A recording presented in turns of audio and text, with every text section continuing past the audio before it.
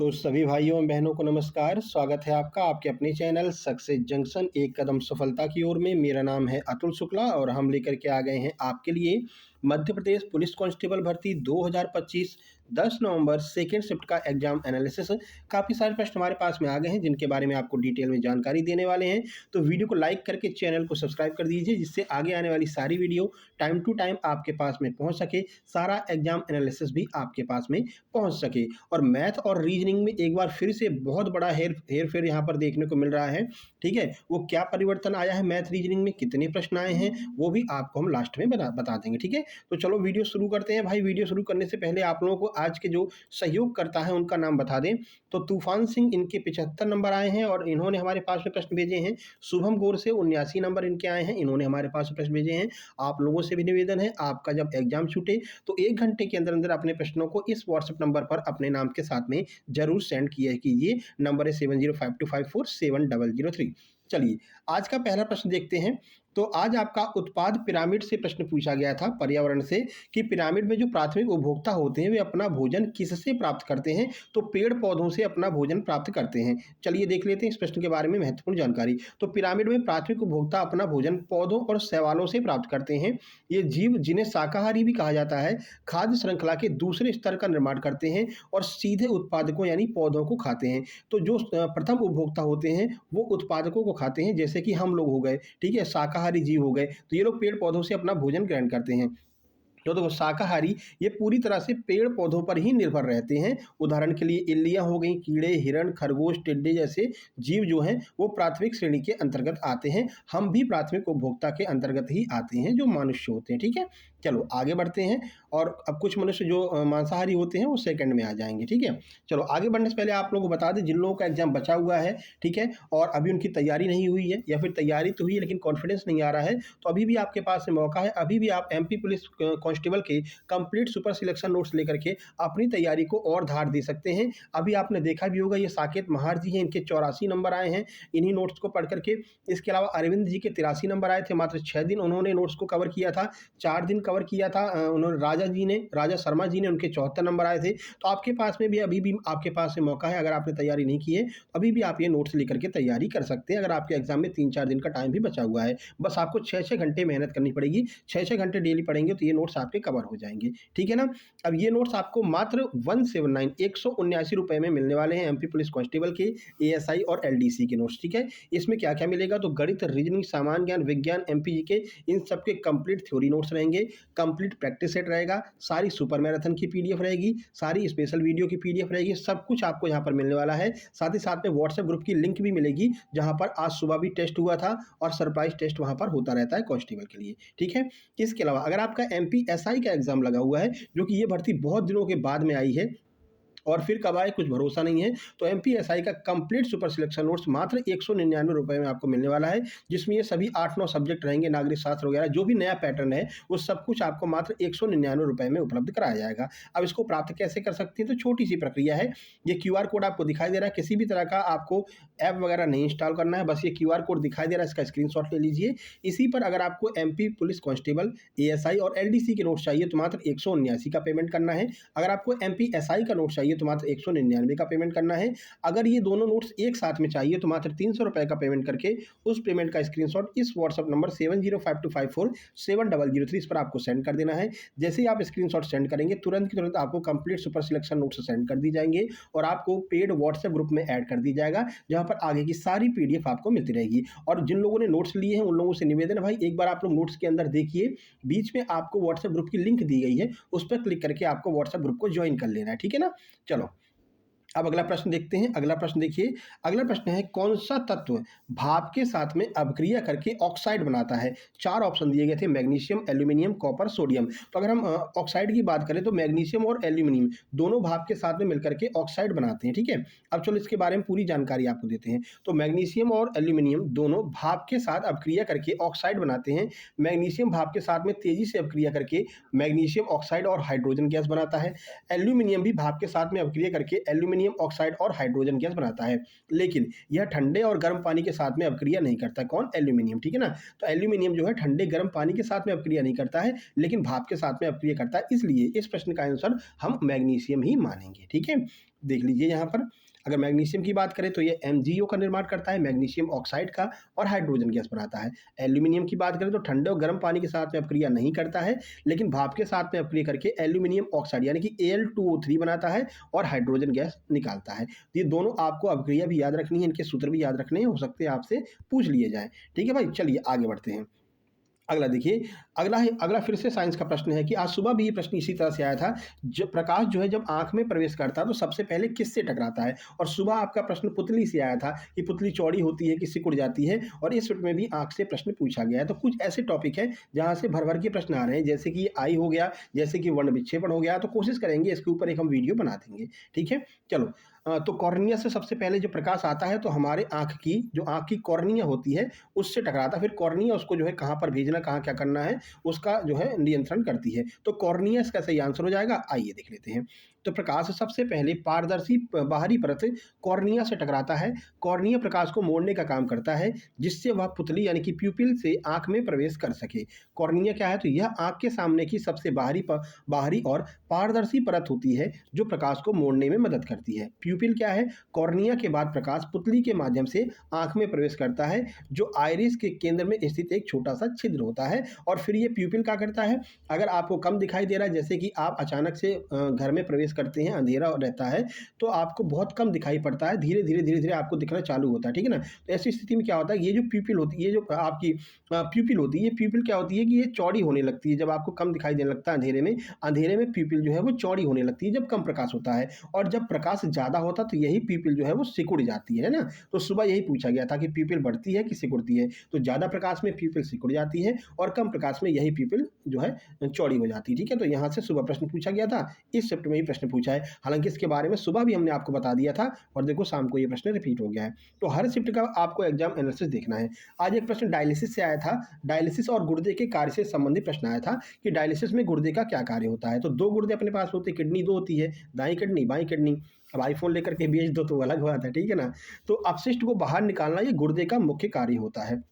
देखो, तो डायलिसिस में गुर्दे का जो कार्य है वो खराब हुए गुर्दे के कामों को करना होता है। दो किडनी है, एक किडनी खराब हो गई तो डायलिसिस पे अगर आ गया आदमी, तो दूसरी किडनी वहाँ पर उस वाली किडनी का भी काम करती है, और किडनी का काम क्या होता है? तो अपशिष्ट को बाहर निकालना, है ना? जैसे रक्त के अपशिष्ट और अतिरिक्त तरल पदार्थ को छानना, शरीर के इलेक्ट्रोलाइट्स और तरल पदार्थों के स्तर को संतुलित करना, और रक्तचाप को नियंत्रित करने में मदद करना। जब ये गुर्दे यह काम नहीं कर पाते हैं, तो विषैले पदार्थ और अतिरिक्त तरल पदार्थ शरीर में जमा हो सकते हैं, जिसमें जो है डायलिसिस की आवश्यकता पड़ती है। अब जब गुर्दे काम नहीं करेंगे, किडनी काम नहीं करेगी, तो फिर उस पदार्थ को डायलिसिस के माध्यम से बाहर निकाला जाता है, ठीक है ना? तो ये डायलिसिस की प्रक्रिया होती है और ये किडनी के कार्य होते हैं, दोनों हमने आपको बता दिए हैं।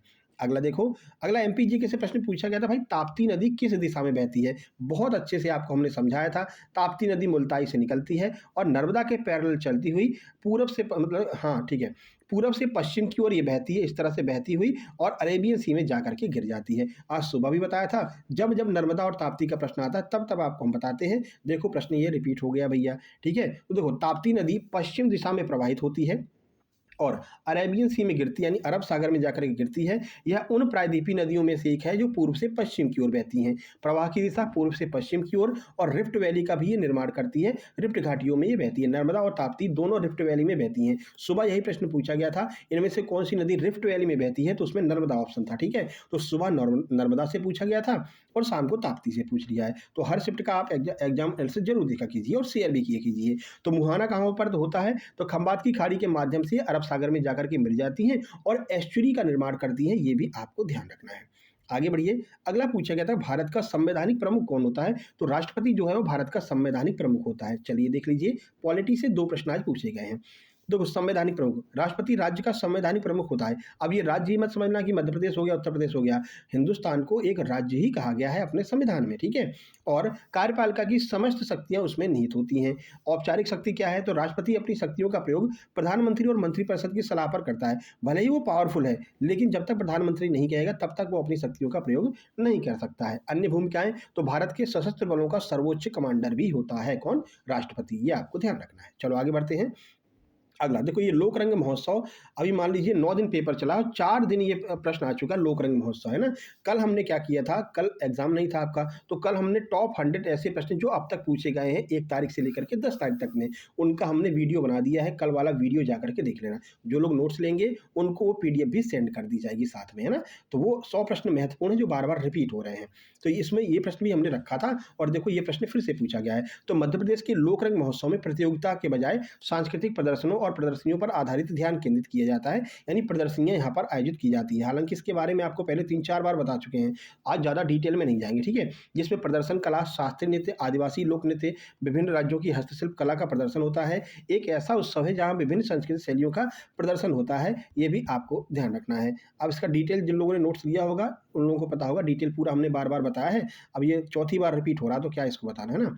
अगला देखो, अगला पूछा गया खजुराहो महोत्सव में नौकायन प्रतियोगिता किस नदी पर आयोजित की जाती है? तो ये केन नदी पर आयोजित की जाती है। खजुराहो जो है वो केन नदी के किनारे स्थित है, तो नौकायन प्रतियोगिता भी वहीं पर आयोजित करते हैं। देखिए, तो खजुराहो महोत्सव में नौकायन प्रतियोगिता केन नदी पर आयोजित की जाती है, जिसमें स्पीड बोटिंग, शिकारा सवारी, केले की नाव की सवारी जैसी जल क्रीड़ाएँ शामिल होती हैं। तो नदी कौन-सी है? केन नदी है। गतिविधि क्या है? नौकायन के अलावा स्पीड बोटिंग, शिकारा सवारी और केले की नाव की सवारी जैसी अन्य क्रीड़ाएँ इसमें होती हैं, यह आपको ध्यान रखना है।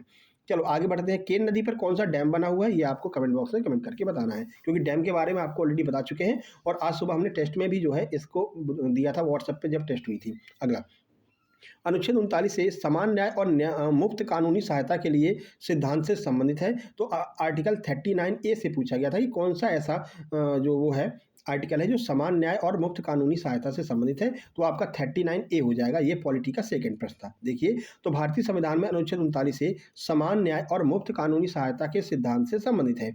यह अनुच्छेद सुनिश्चित करता है कि सभी नागरिकों को समान अवसर के आधार पर न्याय मिले और आर्थिक या फिर अन्य अक्षमताओं के कारण कोई भी न्याय से वंचित न रहे, यानी सबको समान रूप से न्याय दिया जाए, यह इसका मुख्य उद्देश्य है। अनुच्छेद 39 से यह समान न्याय और मुफ्त कानूनी सहायता देता है। उद्देश्य क्या है? तो इसका उद्देश्य यह सुनिश्चित करना है कि राज्य कानूनी प्रणाली में समान अवसर को बढ़ावा दे, विशेष रूप से मुफ्त कानूनी सहायता उपलब्ध कराई जाए। लागू कहाँ पर किया गया है? तो यह राज्य के नीति निदेशक सिद्धांत का हिस्सा है, किसका? डीपीएसपी का हिस्सा है, जिसे 42वें संविधान संशोधन के द्वारा 1976 के माध्यम से इसको जोड़ा गया था। अब अगर आपको याद नहीं रहता कि 42वां संविधान संशोधन कब हुआ था, तो देखो 1900 तो आपको याद ही रहेगा, लास्ट के 2 डिजिट हैं 4 और 2, 4 और 2 को जब जोड़ेंगे तो ये 6 बन जाएगा, तो 1976 यहाँ पे आ जाएगा। ये 6 जो है, इससे आप याद रखेंगे कि 4 और 2 को जोड़ने पर 6 आता है, 6 लास्ट में आएगा, तो 42वां संविधान संशोधन 1976 में। अब 1976 और 78 में कन्फ्यूज होते हैं। 44वें संविधान संशोधन 1978 में, 44 लिखा है, 4 + 4 जोड़ो कितना होगा? 8 होगा। इस 8 को उठा करके यहाँ पर रख दो, तो 1978 में 44वां संविधान संशोधन हुआ था ना। हमेशा के लिए कन्फ्यूजन खत्म हो गई, 42वां और 44वां कब हुआ था, कन्फ्यूजन आपकी खत्म हो गई। ठीक है भाई, आगे बढ़ते हैं। अगला है मेघालय पठार किस पठार का हिस्सा है? तो ये प्रायद्वीपीय पठार का हिस्सा है मेघालय पठार, ठीक है।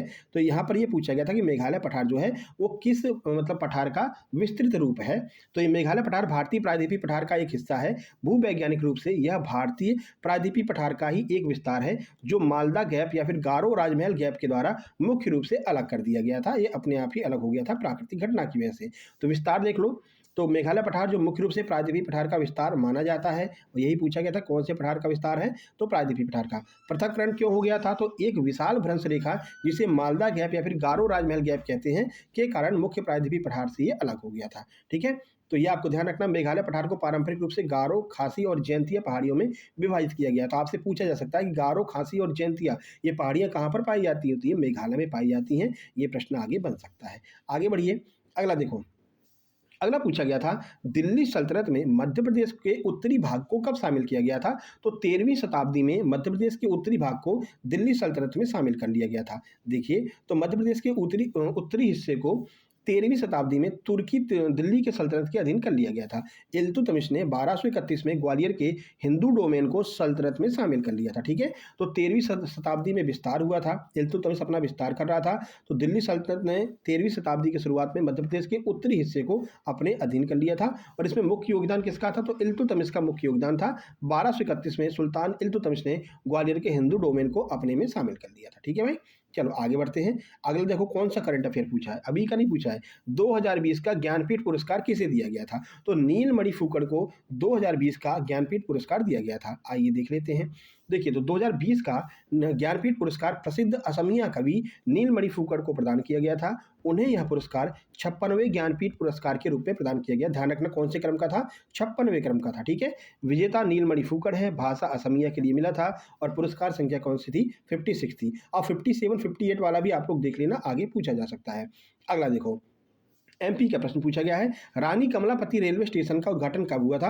आपसे सन पूछा गया था, हम पूरी डेट आपको बता दे रहे हैं। 15 नवंबर 2021 को रानी कमलापति रेलवे स्टेशन का उद्घाटन हुआ था। किसने किया था? आइए देख लेते हैं। तो रानी कमलापति रेलवे स्टेशन का उद्घाटन 15 नवंबर 2021 को प्रधानमंत्री नरेंद्र मोदी ने किया था। यह भोपाल में पुनर्विकसित विश्व स्तरीय रेलवे स्टेशन है, जिसे पहले हबीबगंज रेलवे स्टेशन के नाम से जाना जाता था। किसने बनाया है इसको? तो बंसल ग्रुप के द्वारा इसको बनाया गया है और ये भारत का या फिर एशिया का पहला प्राइवेट रेलवे स्टेशन है, ये भी ध्यान रखना है। तो देखो, उद्घाटन की तिथि तो 15 नवंबर 2021, उद्घाटनकर्ता प्रधानमंत्री नरेंद्र मोदी, पुरानी पहचान हबीबगंज रेलवे स्टेशन इसको पहले कहते थे। आगे बढ़िए, 1963। 1963 में विंध्य प्रदेश का मुख्यमंत्री कौन था? तो 1963 की बात करें तो विंध्य प्रदेश का मुख्यमंत्री भगवंतराव मंडलोई थे। देखिए, 1965 में मध्य प्रदेश के मुख्यमंत्री, देखो 1956 में विंध्य प्रदेश हो या फिर कोई प्रदेश हो, सबको मध्य प्रदेश बना दिया गया था मिला करके, ठीक है ना। तो जो मध्य प्रदेश का मुख्यमंत्री होगा वही विंध्य प्रदेश का होगा। थोड़ा सा घुमा करके आपसे पूछा गया है। तो 1965 में मध्य प्रदेश के मुख्यमंत्री भगवंतराव मंडलोई थे, जिनका कार्यकाल 12 मार्च 1962 से लेकर के 29 सितंबर 1963 तक था। वे तीसरे कार्यकाल के लिए भी ये मुख्यमंत्री रहे थे, ठीक है। तो भगवंतराव मंडलोई 12 मार्च 1962 से 29 सितंबर 1963 तक, 1963 या फिर 62 वाला पूछा गया था, आंसर भगवंतराव मंडलोई हो जाएगा। चलिए 16 नंबर देखिए, 20वीं सदी में मणिपुरी नृत्य को दोबारा किसने प्रारंभ किया, किसने पुनर्जीवित किया था? तो गुरु रविंद्रनाथ टैगोर जी ने इसको दोबारा से चालू किया था, मणिपुरी नृत्य को 20वीं सदी में। देखिए, तो 20वीं सदी में मणिपुरी नृत्य को दोबारा जीवित करने और पुनर्जीवित करने का श्रेय मुख्य रूप से रविंद्रनाथ टैगोर को दिया जाता है। उन्होंने 1917 में शांति निकेतन में इस नृत्य को संस्थागत रूप दिया, जिससे इसे राष्ट्रीय स्तर पर पहचान मिली और यह देश भर में लोकप्रिय हो गया। ये मणिपुरी नृत्य एकदम से बंद हो चुका था, 20वीं शताब्दी में गुरुजी रविन्द्रनाथ टैगोर ने इसको पुनः प्रारंभ किया था, ठीक है। तो शांति निकेतन में संस्थागतकरण 1917 में रविन्द्रनाथ टैगोर ने मणिपुरी नृत्य को अपने शैक्षणिक ढांचे में शामिल कर लिया, यानी सिलेबस ही उसको बना दिया था, ठीक है ना। और इस नृत्य शैली को पुनर्जीवित करने की दिशा में एक महत्वपूर्ण कदम उन्होंने उठाया था। चलो, अब बात करते हैं मैथ की। तो मैथ में कुछ सवाल हमारे पास में आ गए हैं। सिंप्लीफिकेशन के बॉडमास के ऊपर सवाल आए थे, 12 गुणा 4 कोष्टक में 16 गुणा 3 माइनस 23 करेंगे तो क्या आएगा। उसके बाद में एक प्रश्न आया था, बड़ा सिंपल सा, 500 रुपये की कोई वस्तु 600 रुपये में बेची जाती है तो लाभ प्रतिशत बताइए। उसके बाद में किसी मूलधन पर 6% वार्षिक साधारण ब्याज की दर से 4 वर्ष का साधारण ब्याज 800 रुपये है, तो वो धनराशि क्या है, मूलधन क्या है, यह आपसे पूछा गया था। बॉडमास के 3 से 4 प्रश्न आए थे। आज अर्थमेटिक ज़्यादा आया, ठीक है, मतलब मैथ आज इतना आया नहीं, 15 से 17 नंबर का ही मैथ आया, बाकी रीजनिंग आई है लगभग 40-42 नंबर की, ठीक है ना। और जो मैथ आया उसमें अर्थमेटिक ज़्यादा आया है और एडवांस कम आया है।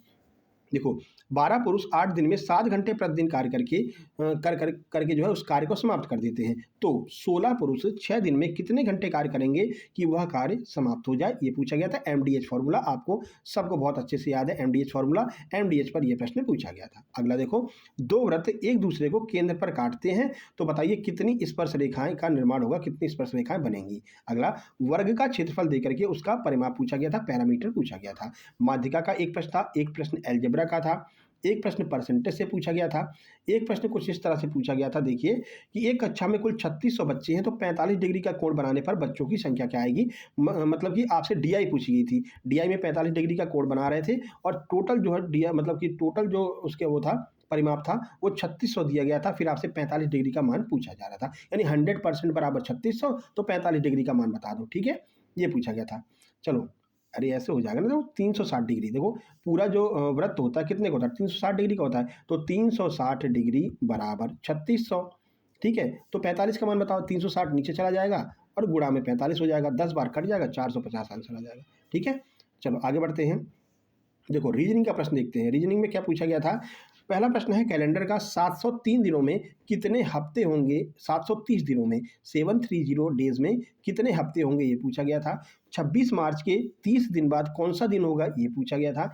1 जनवरी 2019 को मंगलवार था, तो 31 दिसंबर 2019 को कौन सा दिन होगा, ये पूछा गया था। इसके बाद में घड़ी की बात करें तो 10:30 पर कितने डिग्री का कोण होगा। ये सवाल केवल सुनने नहीं है, ये आपको तुरंत रफ और पेन लेकर के नोट कर लेने हैं, नोट करके इसको सॉल्व कर लेना है और जो आंसर आए कमेंट बॉक्स में कमेंट कर देना, ठीक है। बाकी लोग भी ऐसे ही करेंगे। अगला, सोनू का स्थान बाएं से 11वां है, मोनू के स्थान दाएं से 16वां है। वे दोनों आपस में स्थान को चेंज कर लेते हैं, यानी इंटरचेंज कर लेते हैं। तो सोनू का स्थान बाएं से 20वां हो जाता है, 20 नंबर हो जाता है, 20वां हो जाता है। तो अब ये बताओ कि उस पंक्ति में कुल कितने लोग हैं, ये पूछा गया था। ठीक है, आगे, बनाना एप्पल कैट को वर्णमाला क्रम में सजाने के लिए बोला गया था। अब कल हमने सेंटेंस अरेंजमेंट की बहुत बढ़िया वीडियो ट्रिक के द्वारा आपको समझाई है, कल वाली वीडियो देख लेना। सेंटेंस अरेंजमेंट की नया टॉपिक ऐड किया है एप्टेक ने, जितने भी एप्टेक ने नए टॉपिक ऐड किए हैं सबके ऊपर हमने वीडियो बना रखी है। आप जाकर के देखेंगे, चैनल के अंदर जाइएगा, प्लेलिस्ट बनी हुई है एमपी पुलिस कांस्टेबल के नाम से, वहाँ पर आपको सारी वीडियो जो नई नई आ रही हैं सब मिल जाएंगी। ठीक है, तो आज बनाना एप्पल कैट को सेंटेंस अरेंजमेंट में पूछा गया था। अगला, नेक्स्ट फिगर, अगला फिगर कौन सा होगा, इसके दो प्रश्न थे। डायरेक्शन के दो प्रश्न पूछे गए थे, लेकिन थोड़े से लेंदी प्रश्न पूछे गए थे। एक साइलॉग का मानसिक अभिरुचि के 6 से 7 प्रश्न बन रहे हैं। ठीक है, कौन कौन से प्रश्न थे, तो वो तो इस शिफ्ट के नहीं मिल पाए हैं, लेकिन सुबह वाली शिफ्ट के मिल गए थे। तो सुबह वाली शिफ्ट में जाकर के देखेंगे तो आपको मिल जाएगा। एक प्रश्न पजल का पूछा गया था, सेंटेंस अरेंजमेंट का एक प्रश्न था जो हमने आपको बता दिया है, बाकी डायरेक्शन का बता ही दिया है। ठीक है, चलो आप देख लेते हैं। मैथ के टोटल 15 प्रश्न आए थे, रीजनिंग के लगभग 40 से 42 प्रश्न, कुल 65 के 60 या फिर 65 के आसपास आपको रीजनिंग देखने को मिल रही है। 60 नंबर, 60-62 नंबर की रीजनिंग और मैथ मिल रहे हैं। साइंस 11 नंबर का था, रिमेनिंग आपका जीके जीएस करंट अफेयर था। ठीक है, चलो नंबर देख लेते हैं। तो आज के जो स्कोर हैं वो हैं 80, 74, 75, 82, 87, 77, ये आज के स्कोर देखने को मिले हैं। ठीक है, बाकी ये हमारा व्हाट्सएप नंबर है जिस पर मैसेज करके आपको अपने नोट से प्राप्त कर लेने हैं। जो क्यूआर से पेमेंट नहीं कर पाएंगे, फ़ोन पे नंबर प्राप्त करेंगे और अपने जो है स्क्रीनशॉट भेज के जो है अपना नोट से प्राप्त कर लेंगे। ठीक है, और ये हमारा टेलीग्राम चैनल है जिसकी लिंक डिस्क्रिप्शन बॉक्स में दी गई है, आपको ज्वाइन कर लेना है सर्च करके। चलिए फिर मिलते हैं। सक्सेस जंक्शन लाइव के नाम से टेलीग्राम चैनल है, सर्च करके भी ज्वाइन कर सकते हैं। ठीक है भाई, चलो आप लोगों से निवेदन है, आपका एग्जाम जैसे ही छूटे, ये नंबर दिया गया है, इस पर अपने नाम के साथ में अपने प्रश्नों को तुरंत सेंड कर देना है। चलो मिलते हैं कल सुबह सेकंड शिफ्ट के मतलब फर्स्ट शिफ्ट के एग्जाम एनालिसिस में। तब तक के लिए नमस्कार, धन्यवाद। शेयर कर देना, लाइक कर देना, सब्सक्राइब कर देना।